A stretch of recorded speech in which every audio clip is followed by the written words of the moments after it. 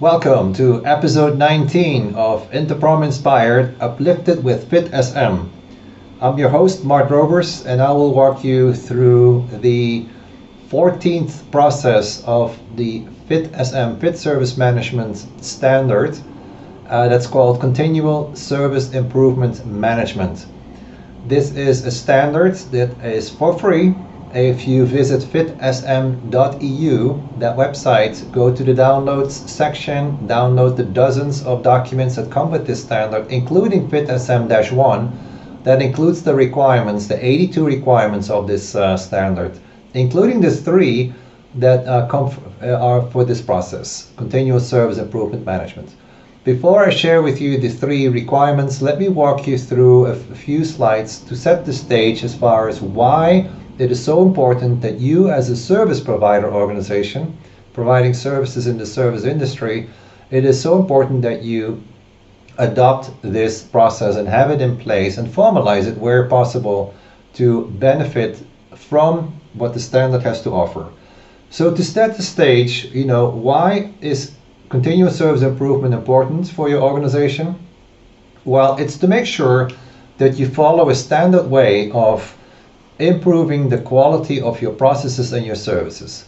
You don't want to have this done in an, let's reinvent the wheel type fashion or mode. In other words, when you improve your processes and your services, you follow a certain standard way of doing it to make sure that you get the most from these improvement efforts. Because think about it, any improvement is an investment, and you want to get the most out of it when you do these improvements. Also ensure that the correct and ample measurements are collected from services and processes, making sure that you measure the quality of processes and services in a consistent way to make sure that you improve the right things. You don't want to improve services that are fine and others that are not fine and not paying attention to those. It's part of what this process does. The process also prevents an increase in cost, it prevents a loss of reputation, it prevents an increase in business risks, and it prevents a total failure of a business process. Yes, this notion of there's always room for improvement is something that should help you when it's about saving money, yes, saving your reputation. Yes, in other words, if you identify opportunities for improvements in a timely fashion, then something that could go terribly wrong if you would not have noticed it, you can prevent that from happening by addressing that what needs to be improved in a timely manner before it hits the newspaper, so to speak. Yes, and therefore could hurt your brand, your image, your reputation. Identifying opportunities for improvement in a timely fashion, again, can lower the risks to all that. The process helps improving service and process efficiency and effectiveness. It can make you a more lean organization, it can make you a more efficient organization, a more effective organization, meaning that you are ahead of the curve, meaning that you meet needs and expectations in a timely manner, that you start saving time and money because of becoming more efficient with your processes, yes, with your service delivery, for example. It improves profitability, yes, by saving time and resources. It can definitely increase, let's say, service quality, which may draw more customers, more end users. It helps quantifying improvements to services and processes, as in which processes need more help, which services need more help, which services don't need as much help. So it helps you prioritizing what needs to be done first and what should go next. And last but not least, alignment. Align and realign services to constantly changing business needs. As you are very well aware of, your needs and expectations of your customers, consumers is always changing. Yes. And to make sure that you meet those needs, preferably on beforehand, this process will help you prioritizing again and making sure that you make the right improvements at the right time, yes, at the right place in essence.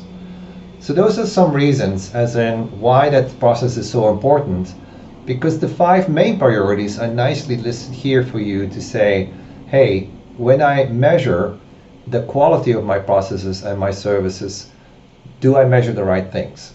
Do I measure what I'm supposed to measure? Yes, you don't want to measure the wrong things. You definitely want to measure the key success criteria instead of, well, it's a nice to know measure. Yes. Focus on goals and objectives. What are the goals and objectives of your organization? When you prioritize your improvements, prioritize those improvements that are nicely in support of your goals and objectives. Don't do improvements that are not in direct support of these goals and objectives, because you may be wasting time and resources.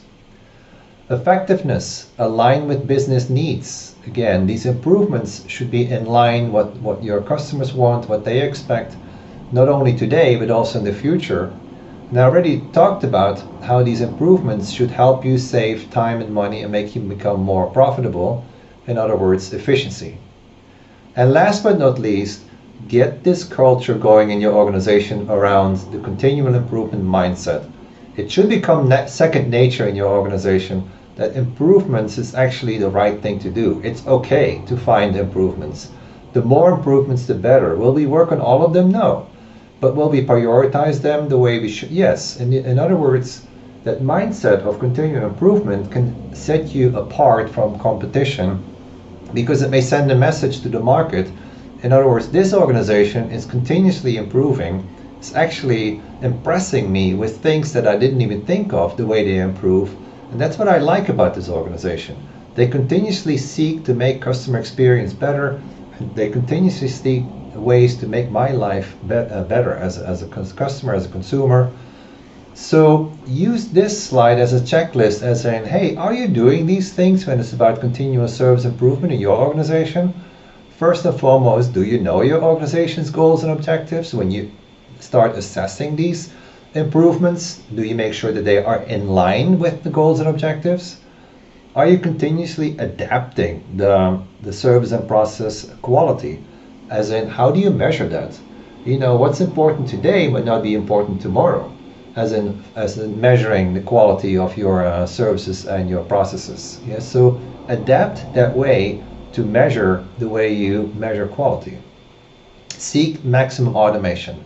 When you, let's say, look for improvements and going to execute on these improvements, seek for ways to automate these improvements.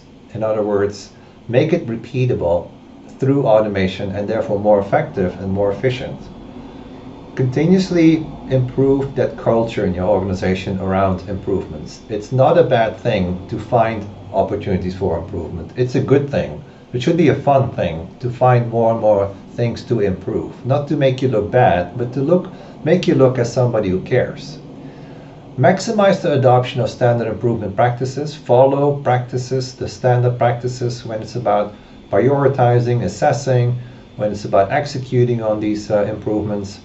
And integrate this process into as many as other processes, actually in every other process. Every process can use improvements, every service can use improvements. So integrate it in everything that you do, again, so it becomes second nature. Number 7 talks about measurements. Measure the quality of processes, measure the quality of services, adopt and adapt these metrics when needed, where needed. But always measure not only the quality of process and services, but also the quality of this process. Is this process effective? Is this process doing what it's supposed to do? And last but not least, improve this process. Improve the improvement process, in essence, if you think about it, right? It's kind of funny. So to sum it up, this process in FitSM actually has 3 requirements. So FitSM wants you to do 3 things when it comes to continual service improvement management. That is, first and foremost, opportunity for improvements for services and processes need to be identified, they need to be recorded, and it should be based on measurements of quality of these processes and services, based on assessments and audits of the service management system. Yes, all those can lead to opportunities for improvement, which is fine. Opportunities for improvement need to be evaluated in a consistent way. Yes, so you work on the right improvements at the right time. And the last one talks about the implementation of actions for improvements need to be controlled and done in a consistent manner. You want to do these opportunities for improvement in a consistent way, in essence. That's what FitSM is looking for. And in essence, that sums up the 14th process of this FitSM standard, so to speak.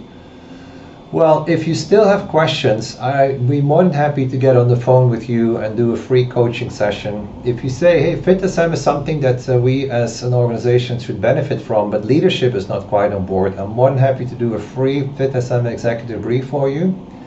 If you say, hey, we're on board, we are ready to go, we want to get trained as individuals, I can help you with that. We even want to get certified as an organization.